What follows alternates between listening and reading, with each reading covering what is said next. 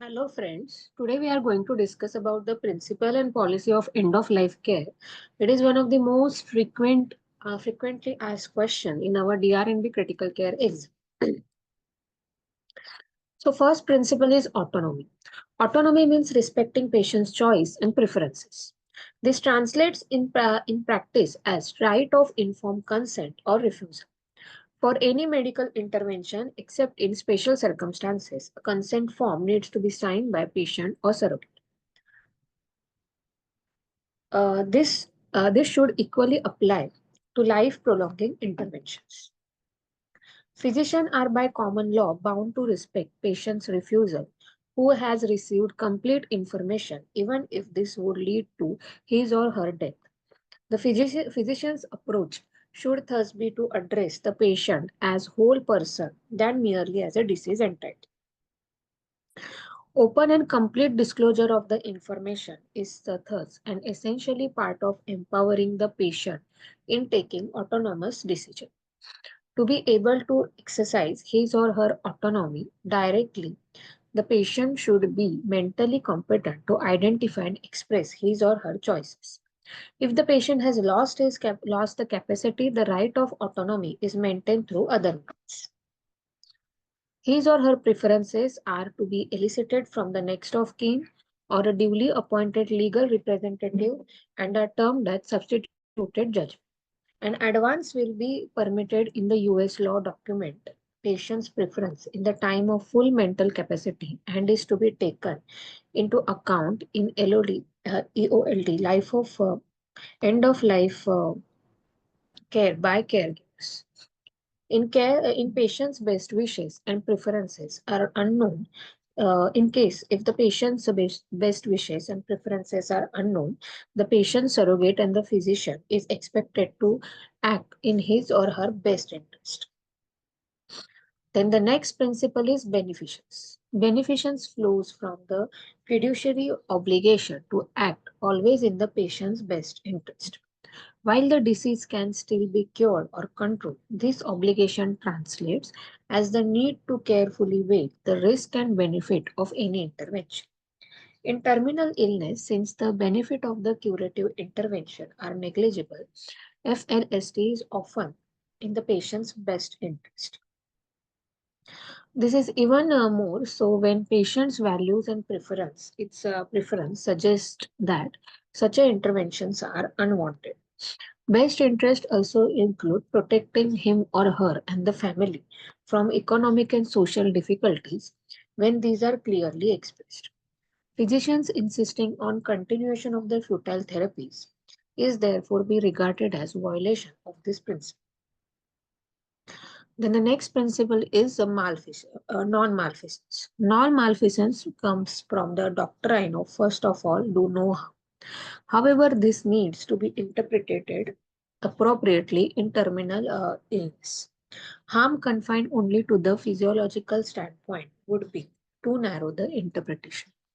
A dying patient and the family should be given opportunity to prepare for the death. The appropriate environment for ensuring good death should be made available. While all the while whole person interest should be safeguarded.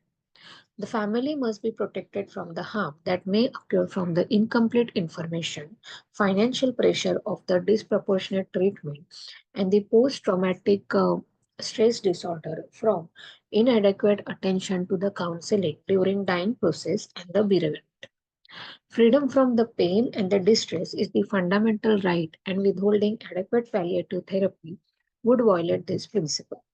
The doctrine of the double effect address the situation when the adequate analgesia and sedation may have unintended side effect of shortening the dying process. This principle clearly states the obligation to provide freedom from the pain and distress above the principle to do no harm provided the harm is unintended. Intention is revealed in the care taken to titrate the drug dosing, which would mean that protocol for palliative therapy should be in place and documentation should be meticulous. Of course, doses beyond the usual recommendation should be adequately justified. Then the fourth principle is social justice. Social justice means allocating resources appropriate to the medical condition of the patient in order to maximize their benefit and minimize wastage. Futile application of therapies would clearly violate this social obligation. Situation may arise when the patient and family may insist on therapies. Physician would consider inappropriate when principles of autonomy and justice may appear to be in conflict. In such a situation, repeated communication and negotiation, a middle path, may be the best course. It would also be worth remembering that is bound to act only according to the professional standards of care and not obliged to follow blindly the dictates of the patient. Then the policy of the end of life care. Physician objective and subjective assessment of the medical futility than the dying process. Recognizing the medical futility and the denying process is the first step in providing end of life care. Reasonable prediction of the mortality is essential to identify per patient in whom end of life care discussion can begin. This should be based on physicians' objective and subjective assessment of medical futility and dying process. Then consensus among all caregivers. Once medical futility and dying process have been identified, it should be followed up by discussion and formulation of consensus decision among all caregivers about the poor prognosis of the patient and the plan to initiate end of life care discussion. Then the next policy is honest, accurate, and early disclosure of prognosis to the patient. The physician should make an honest, accurate, and early disclosure of the poor prognosis of the patient to the family and the patient if capable. He or she should discuss the imminence of death, clearly explaining the futility of any further aggressive medical therapies and appropriateness of allowing natural death. Discussion and communication of modalities of end of life care with the family.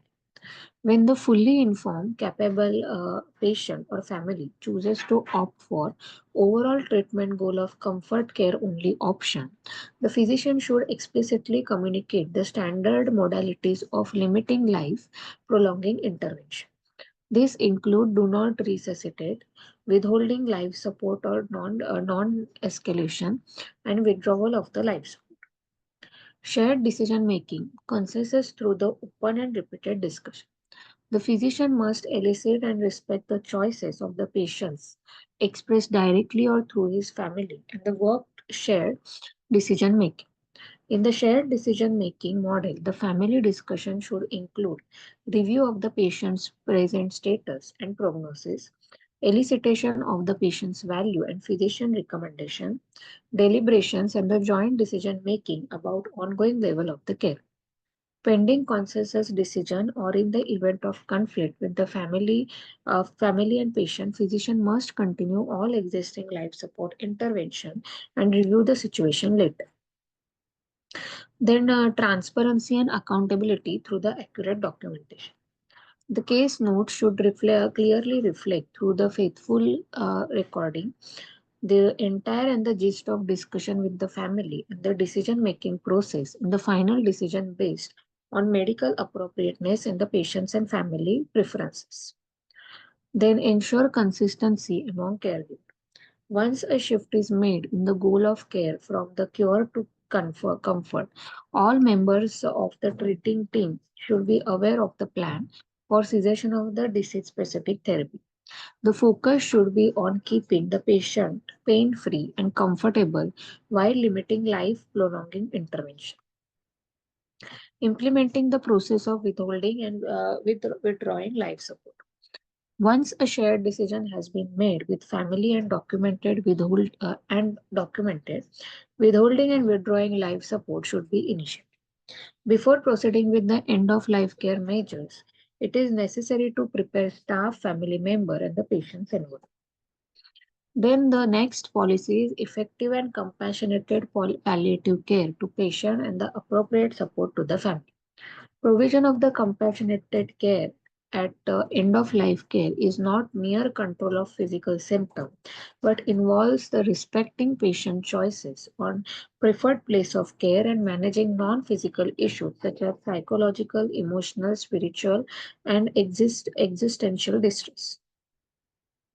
Then after death care. Culturally appropriate and sensitive after death care should be provided to all dying patients, irrespective of situation or the setting. Then the bereavement care support. End of life care does not culminate at death but continue even after death. Bereavement can help a family and caregiver to cope up with the grief and the other issues. Then review of the care process. Review of the care process is important quality assurance of activity which aim to review and reflect on the care provided and in turn improve the process of care. Thank you guys.